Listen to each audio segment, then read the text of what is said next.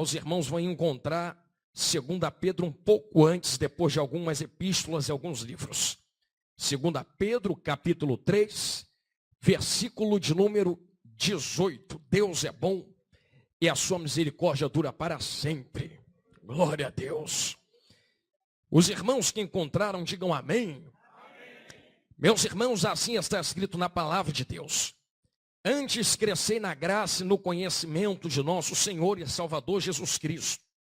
A Ele seja dada a glória, assim agora como no dia da eternidade. Amém. Glória a Deus. Os irmãos podem tomar os vossos assentos. Que Deus lhes abençoe, meus irmãos. Glória a Deus. Meus amados irmãos, minhas amadas irmãs, eu tenho por mim que esse versículo por si só torna-se quase um princípio para a vida cristã. De fato, Pedro, inspirado pelo Espírito Santo, não está escrevendo nesta epístola como alguém que está aconselhando, mas como alguém que quase está determinando que aqueles que servem a Cristo devem crescer. E não crescer de uma maneira como nós imaginamos no cerne de hoje em dia do entendimento humano. Porque todas as vezes que você ouve acerca de crescimento, e muito mais nas mensagens que têm sido pregadas hoje em dia por aí fora, aqui eu sei que os irmãos são bênção, mas todas as vezes que lá fora se fala em crescimento, geralmente determinamos crescimento em todas as áreas da nossa vida, principalmente a financeira. A porta vai se abrir, a chave vai chegar, a chave que desce. Mas engraçado que o crescimento a qual Pedro se refere, não se determina ou se resume apenas a algo palpável, mas a algo que não pode ser tocado, que é graça e conhecimento. E repare que ele não diz que nós poderíamos escolher se queríamos crescer na graça e esquecer o entendimento e o conhecimento, ou então escolher o conhecimento e esquecer da graça. Pedro quase que coloca como um balanceamento, um equilíbrio, dando a ideia de que quem muito cresce na graça, mas esquece o entendimento, torna-se como que alguém ultra religioso, ou alguém que muito está inclinado às coisas da fé, mas não tem a base bíblica para ter a fé que tem. Então você conhece pessoas que professam a fé em Deus e dizem ser de Deus porque talvez possuam a graça de Deus, mas não possuem um entendimento e do porquê esta graça, aonde ela se baseia. Você pergunta a alguém por que você crê em Deus, e talvez ela diga eu creio em Deus porque eu creio e ponto final, mas não sabe explicar por que crê em Deus.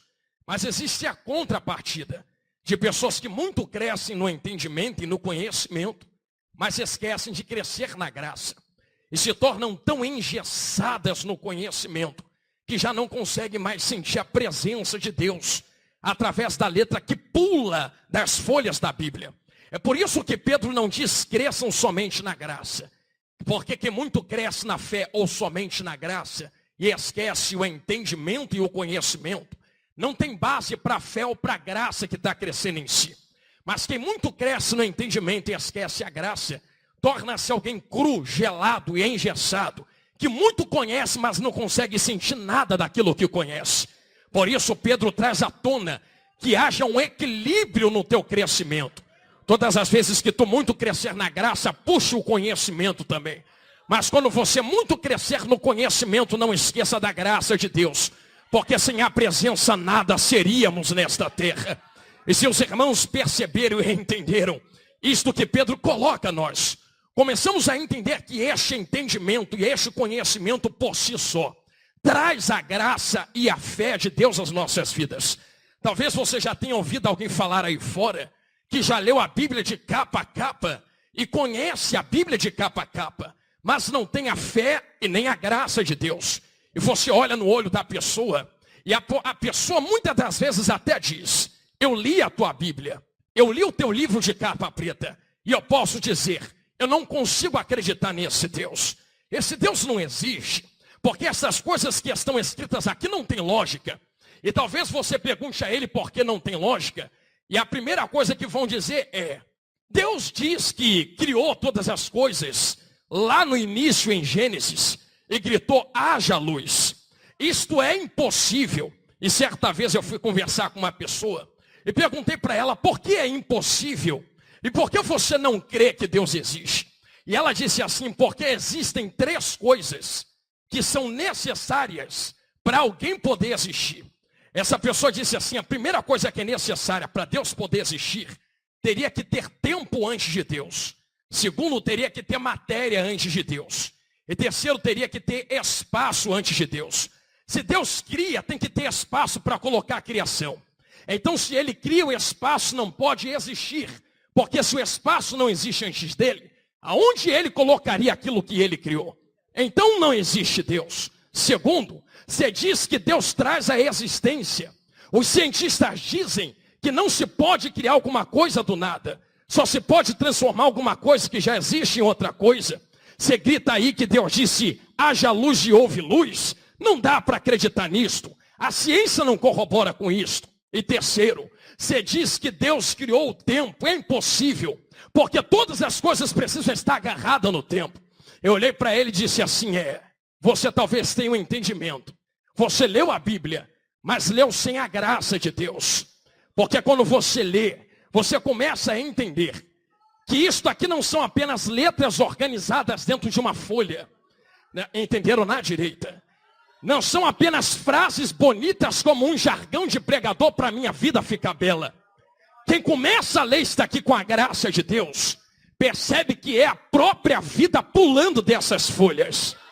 E quem senta com este livro nas mãos, senhoras e senhores, e começa a ler estas palavras, percebe que estas palavras vão muito além de letra. Tem gente lá fora dizendo que isto aqui que está na minha mão e na sua é só poesia bonita, é só letra organizada, são só frases bonitas. Eu digo assim: tu não entendeu, você não entendeu mesmo, porque lá no princípio está escrito: e Deus disse: haja luz. A palavra não volta vazia.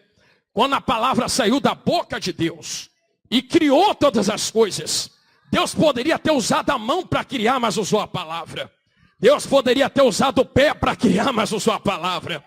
Deus poderia usar qualquer coisa e ferramenta para criar, mas usou a palavra. E eu perguntei para ele: sabe por que Deus usou uma palavra para poder criar? Haja luz, haja separação, haja firmamento. E ele perguntou: por que teu Deus usou a palavra? Eu disse: porque palavra não é só letra organizada. Você esqueceu de ler o que está em João capítulo 1. No princípio era o verbo, e o verbo era Deus, e o verbo estava com Deus, e o verbo tinha nome. O nome dele é Jesus Cristo de Nazaré, grandão da Galileia. Eu sinto ele aqui, varão. Estão pensando que são só letras organizadas no papel? Não. Esta palavra é o próprio Jesus Cristo de Nazaré. A palavra que sai da boca de Deus e se fez carne para morrer por nós na cruz do Calvário. E eu continuei debatendo com ele, varoa, e disse assim: você disse que precisava ter espaço para Deus poder existir. Ele disse sim. Eu disse: Deus está além do espaço. Deus não precisava de espaço para poder existir. Ele disse: mas Deus precisava de matéria. Eu disse: não. Porque quando você lê esse texto no original, você percebe que não existia nada antes do haja. Os cientistas dizem: não dá para criar alguma coisa do nada. Era como se Deus dissesse assim: varoa, é o quê? Vocês estão dizendo que não dá para criar alguma coisa do nada? Coloca o nada aqui na minha mão que eu vou começar a criar. Haja, haja, haja, haja, haja, haja. Se você quiser receber esta palavra para a sua vida, eu não sei se alguém entrou aqui dentro, e talvez você tenha aquele célebre pensamento: eu sou um nada, a minha vida é um nada, a minha casa é um nada, a minha família é um nada, a minha história é um nada. Eu acho que tu se esqueceu quem é o teu Deus. Teu Deus é especialista em pegar nada e dizer: haja.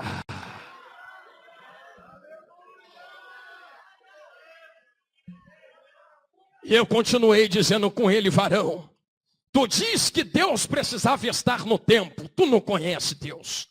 Ele disse: por quê? Porque Deus está além do tempo. Eu vou falar de novo. Deus está além do tempo. Quer ver? 2 Pedro, capítulo 3, verso 18. A ele seja dada a glória, assim agora, como no dia da eternidade. Você sabe o que é eternidade? Eternidade não tem fim. Só que nós só pensamos para frente. Já tentou pensar no começo? Aonde começa a eternidade? Não tem começo. Não tem data de validade. Não tem ponto de partida. Eternidade sempre existiu. Só que teu Deus é tão grande. Eu lembro que eu pincelei isso no congresso. Que teu Deus não é só Deus na eternidade. Sabe o que a Bíblia fala? A Bíblia diz assim, de eternidade. Se uma já é muito. Em eternidade, imagine duas. Aí Deus pega as duas eternidades, coloca na mão e diz, de eternidade em eternidade, Ele é Deus. Ele é muito maior do que a eternidade. Ele disse, varão, eu não entendi. Eu disse, então lá vai. Antes que houvesse dia, antes que houvesse sol, antes que houvesse lua, Deus criou nada e disse, eu sou. E não há quem possa escapar das minhas mãos. Operando Ele, quem impedirá? É Jesus grandão. Se queres crescer no conhecimento e na graça, conheças quem é o teu Deus. Talvez você diga, o diabo se levantou. Os demônios se levantaram. O meu tempo findou. A minha casa caiu. A minha história não vingou. Deus manda lhe dizer, operando eu. Quem? É o tempo? É Satanás? Quem me dá um nome é diabo? Quem me coloca o nome é demônio? É inferno? É trabalho preparado contra? É ferramenta preparada? Operando Deus. Quem na tua vida vai impedir a obra que Ele tem contigo nesta terra? Coloque as tuas mãos em forma de receber assim, meu irmão. Lá vai a primeira profecia deste sermão a quem quer receber. Não há quem possa impedir o operar de Deus nas nossas vidas. Ele está muito além das nossas limitações. Então, em nome de Jesus, a Ele seja dada a glória que é devida. Antes que eu te formasse no ventre da tua mãe, te conheci e as nações te dei por profeta. Tu nem existia, Deus já tinha propósito contigo nesta terra. Aleluia, Jesus. Eu sinto Deus aqui. Oh, meu Deus do céu. Mandou que te revassando remitria. Crescei na graça e no conhecimento. Sabendo e conhecendo quem teu Deus é. Não, teu Deus não é Deus com D minúsculo. Teu Deus é Deus com D grandão, maiúsculo. E tanto é Deus com D maiúsculo, que Pedro é incisivo nesta palavra. Crescei.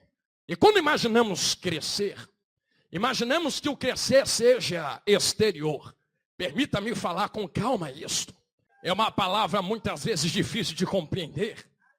Mas nós muitas vezes não somos fora o que queremos, mas o que o dono do couro manda ser.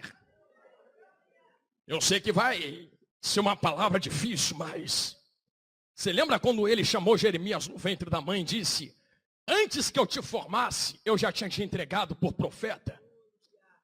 Então você não veio para ser profeta porque quer. Você veio para ser profeta porque antes de eu te fazer, eu já tinha um plano para você determinado, Odre. Tu só cresce e vira profeta porque eu já tinha determinado isso antes do teu nascimento. Tu só cresce e vira empresário porque eu já tinha determinado isso antes do teu nascimento. Tu só cresce e vira um obreiro bom na casa de Deus porque Ele já tinha determinado isso antes. Tu só cresce e vira alguém que presta na mão dele porque Ele já tinha determinado isto antes. E por favor, com carinho. Eu sei que nós temos por doutrina, e não estou falando de predestinação. Não é isto. Porque senão quebraríamos o livre-arbítrio. Eu estou dizendo que Deus conhece todas as coisas. É isso que eu estou falando. E eu estou dizendo que a uns vasos Ele determinou. E a outros vasos Ele determinou. Já te dei por profeta, rapaz, antes de você existir. Outro dia eu estava conversando com um jovem. E ele me indagou acerca de uma questão. E ele disse assim, Jonathan, Se Deus quisesse que eu fosse diferente, tinha me feito nascer diferente. Agora que eu nasci deste jeito, eu vou ser desse jeito até o final da minha vida. Porque se Deus quisesse que eu fosse outra coisa, tinha me feito outra coisa. Eu disse: jovem, você não entendeu quem Deus é. Eu vou te explicar quem Deus é. Ele disse assim: eu sou a minha autopercepção. O que eu acho que eu sou, eu sou. Eu disse assim para ele: então tá bom, sou um elefante azul, me transformei em elefante azul. Então eu não sou o que acho que sou. Eu sou o que Deus determinou para eu ser. Eu vou falar a segunda vez. Ele disse assim: eu acho que eu sou isto. Eu falei assim: tá, então eu acho que eu sou um foguete. Eu virei foguete porque acho que sou. Eu só sou aquilo porque Deus já determinou antes. E ele disse assim: se Deus determinou, por que não me fez diferente? Eu disse assim para ele: primeiro, rapaz, você pode ter nascido, você pode estar sentindo, mas Deus desceu na terra e trancou tua mão para lutar contra isto? Tem gente que vai passar a vida toda lutando contra si mesmo. Eu vou falar a segunda vez. E se for preferível passar 90 ou 100 anos lutando contra mim mesmo para entrar no céu, uma eternidade, então que seja. Tem pessoas que enfrentam Satanás, tem pessoas que enfrentam o diabo, tem pessoas que enfrentam fofoca, inveja, e tem pessoas que o pior inimigo dela é ela mesma. Desejos, emoções, escolhas que afloram. Irmãos, quem é que não tem guerra contra si mesmo aqui que atire a primeira pedra? Quantas das vezes tu não tranca a tua boca, teus desejos, tuas escolhas? Aí tu olha para o céu e diz assim: Deus, por que eu estou sentindo? Por que tu não me fez diferente? Aí Deus manda gritar no seu ouvido. Você nunca leu Gálatas 12, não? Sabe o que está escrito lá? Já estou crucificado com Cristo. Vivo não mais eu. Sabe por que não vivo mais, mas estou pregando aqui hoje? Se eu não vivo mais, por que eu não estou no cemitério? Por que eu estou aqui pregando? Porque todas as vezes que o Jonathan levanta aqui dentro e fala assim: eu quero isto, eu quero aquilo, o Espírito Santo levanta também e fala: tu está morto, volta. Quem vive aqui agora não é mais você, Jonathan. Entenderam na esquerda? Vou falar olhando para a direita agora. Quando deseja flora, Jonathan, tu tem que entender que quem vive aqui agora é Jesus Cristo, grandão da Galileia. É Ele que manda. Ele que manda no que tu vai falar, no que tu vai vestir, no que tu vai escolher, aonde tu vai, com quem tu anda, com quem tu se aliancia, com quem tu namora, com quem tu noiva, com quem tu casa. É Ele quem decide, porque é Ele quem vive aí dentro agora. Ou o vinho entrou no odre ou não entrou. Ou o vinho está do lado de dentro ou não está. Mas quando o vinho novo entra, vivo não, mas é Ele quem vive aqui dentro. Eu sinto Deus aqui esta noite. Pregador, por que é que existe tanta guerra então? Porque a justificativa que Satanás está usando hoje é a única coisa que ele sabe fazer desde o jardim do Éden. Sabe qual é a justificativa hoje? Você é livre para ser o que tu quiser ser. Você tem que ser e se autodescobrir. A ponto de uma jovem entrar na igreja um dia e falar assim para mim: Jonathan, eu estou indo embora da igreja. Eu falei: por quê? Porque entrei na igreja para me encontrar e não me encontrei. Eu disse: tu entrou errado então. A gente não vem para a igreja para se encontrar. A gente vem encontrar Cristo. Aí ele encontra a gente e fala: opa, já que tu chegou, morre aí para eu poder viver. Nós não estamos aqui para nos encontrar. Estamos aqui porque Cristo nos encontrou antes de virmos. Entendeu? É por isso que a mentira que Satanás usa hoje através de ideologias, de ideias, irmãos, quase que uma geração se perde por causa de ideias ensinadas erradas, dizendo: você é a dona do teu nariz e faz o que quer do teu corpo. Aqui não. Aqui quem manda no corpo é Jesus grandão. Aqui quem manda nisso aqui é Jesus.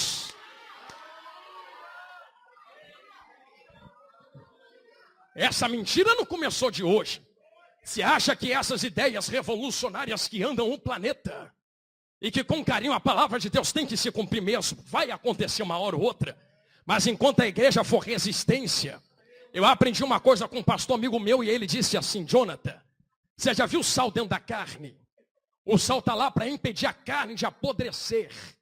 Mas uma hora ou outra, quando o sal for tirado, a carne apodrece. Então nós só estamos aqui para impedir o apodrecimento. Mas quando Jesus tirar a igreja, não queira ficar aqui não, filha de Deus. Porque se já está ruim hoje, imagina quando a igreja for para a glória, morar no céu. As ideologias que Satanás usa hoje, dizendo acerca dessa geração, que essa geração é dona de si mesma e Deus não manda em nada, é a mesma coisa que ele fez no Jardim do Éden com Eva. Eu abro um parênteses e entro onde Jesus mandou e a gente termina. Sabe o que ele fez no Jardim do Éden com Eva? Que é que Deus falou para tu mesmo? Que eu posso comer de tudo, menos daquilo ali. Porque no dia que eu comer, morro. Morre não. Então agora tem duas ideias. Tem a ideia que Deus falou e tem a ideia que o diabo falou.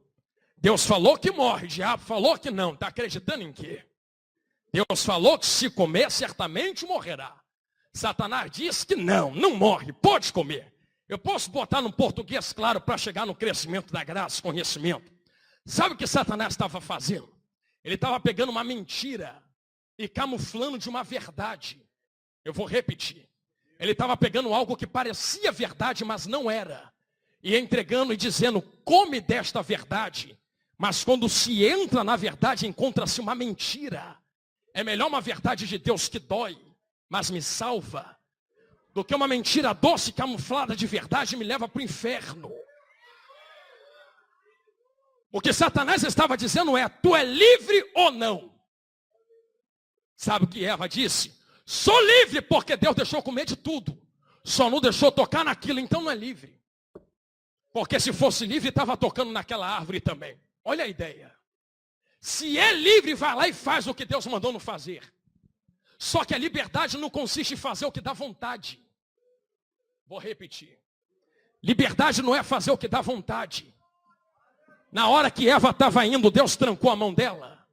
Na hora que ela pegou, Deus trancou. Na hora que ela comeu, Deus trancou. Na hora que ela deu para o marido, Deus trancou. Deus não trancou, sempre foi livre. Até para fazer o que é errado. E quando fez, Deus matou. Poderia, mas desceu com perdão. Sabe por que Deus desceu com perdão? E aqui a gente entra onde Deus mandou. É mais simples do que parece.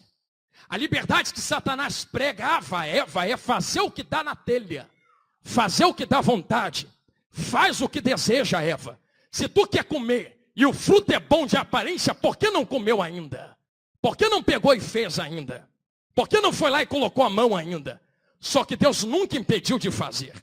O que Deus estava dizendo é, não use a vossa liberdade para dar lugar à carne. Eu nunca te impedi de fazer. Só tu certamente morrerás, não é só físico. Tem 2 morrerás dentro da palavra. Um é a morte física que é agravada. A outra é a espiritual, quando Deus se afasta do homem. Porque se Deus é vida e não está mais perto, só sobra o quê? A morte. Ei, Jesus amado, grandão da Galileia.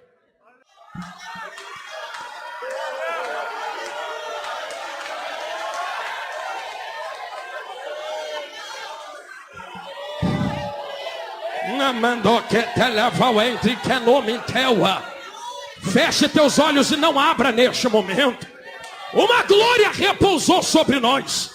E um varão de mistério anda no meio desta igreja. Pregador, eu não acredito. Talvez tenha entendimento, mas não tenha graça. Então lá vai pela graça a quem tem fé. Esse varão desceu aqui dentro esta noite para renovar vasos que querem ser renovados. Se queres a presença de Deus, não há mistério, receba ela agora em nome de Jesus agora. Agora, seja cheio agora. Sejam cheias agora. Agora. Diabo não pode arrancar esta presença de vocês. Satanás não pode arrancar isto de vocês. Sejam cheios do Espírito Santo agora.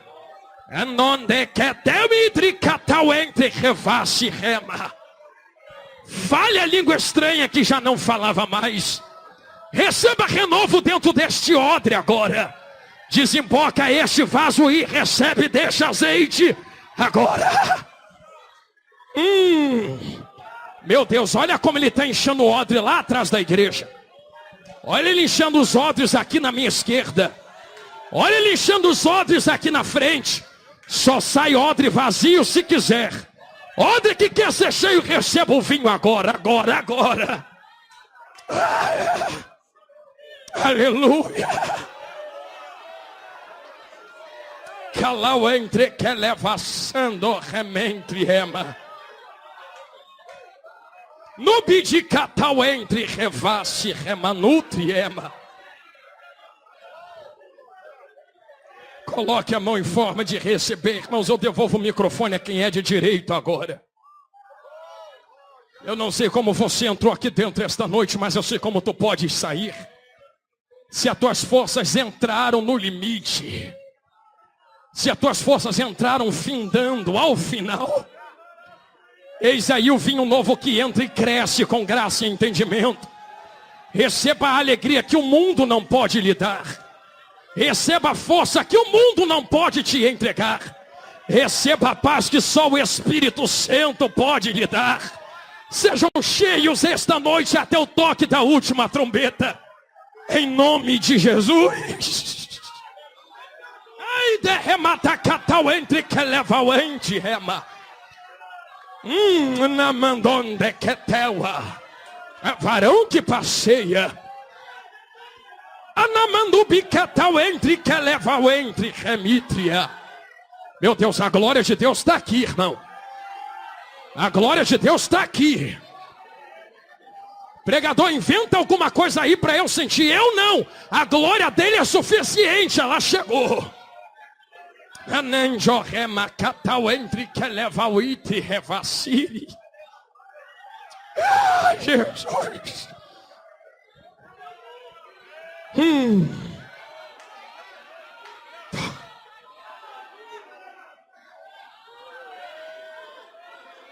Eu devolvo o microfone a quem é de direito. Que Deus possa vos abençoar. Retenham esta palavra no teu espírito e na tua alma. Não alarguem dos vossos corações por nada. Porque fiel e verdadeiro é aquele que vos entregou estas coisas, Jesus grandão da Galileia.